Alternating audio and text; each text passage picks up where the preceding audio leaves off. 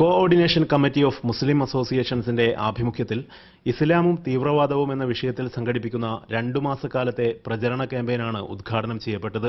ഇസ്ലാം മതത്തിന്റെ യഥാർത്ഥ അനുയായികൾക്ക് ഒരിക്കലും തീവ്രവാദിയാകാൻ കഴിയില്ല എന്ന് പരിപാടി ഉദ്ഘാടനം ചെയ്ത മലപ്പുറം ജില്ലാ പഞ്ചായത്ത് പ്രസിഡന്റ് എ.പി. ഉണ്ണികൃഷ്ണൻ പറഞ്ഞു. ഇസ്ലാമിക ചരിത്രത്തിൽ തീവ്രവാദത്തിന് പ്രചോദനമേകുന്ന ഒരു സംഭവം പോലും ചൂണ്ടിക്കാണിക്കാൻ കഴിയില്ലെന്ന് മുഖ്യപ്രഭാഷണം നടത്തിയ മുൻ എം.എൽ.എ. അബ്ദുറഹ്മാൻ രണ്ടത്താണി വ്യക്തമാക്കി.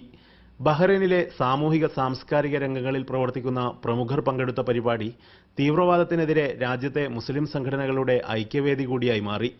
KMCC, അൽ-അൻസാർ centre, friends social association, Indian ഇസ്ലാഹി centre, Islamic cultural society, Bahrain Indian സലഫി സെന്റർ തുടങ്ങിയ സംഘടനകൾ ചേർന്ന കൂട്ടായ്മയാണ് പരിപാടി സംഘടിപ്പിച്ചത്. ക്യാമ്പയിനിന്റെ ഭാഗമായി യുവജന സമ്മേളനം, ചർച്ചാ സദസ്സുകൾ, ടേബിൾ ടോക്ക്, വനിതാ സമ്മേളനം എന്നിവ സംഘടിപ്പിക്കുമെന്ന് ഭാരവാഹികൾ അറിയിച്ചു. Siraj Pallikkara, media 1, Bahrain.